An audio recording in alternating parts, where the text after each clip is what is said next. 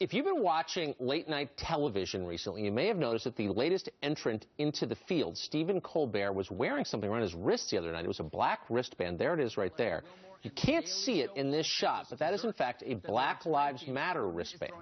Apparently, his fans on social media, some of them, have been asking him to wear it, and so he decided to do it. Well, Stephen Colbert has a long history of doing this, so people have come up to him for years. If you're watching him on Comedy Central, he'd have like an arm full of different wristbands, and people kind of know that that's his thing. So Patrick Waldo is a Black Lives Matter activist, and he ran into him, I guess, and he asked him if he would wear it. So he said, quote, this: "I told him I've been involved in the Black Lives Matter movement for the last year. I said, from one member of the ruling class to another," and he laughed and interrupted me and said, "The ruling class? What do you rule? Because I rule this theater."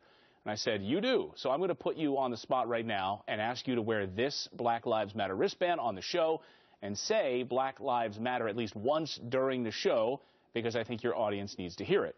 He responded immediately. He said, "Bring it to me."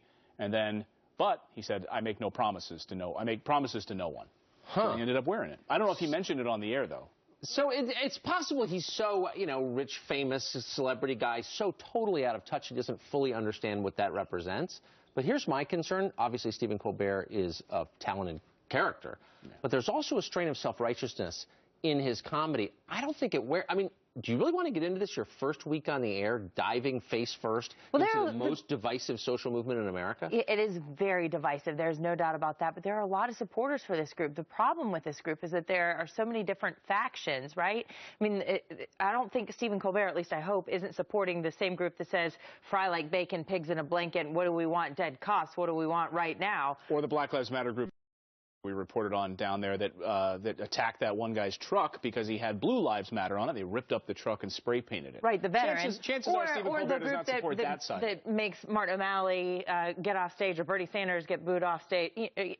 Is it that group, or is it the group that has some viable grievances that they feel like they need to have expressed? It's the idea behind all the groups, and that is that you divide people on the basis of their skin color and say this one group of people's lives matter. Everybody's life matters. Right, so he's going to have an arm full of different wristbands for every skin color.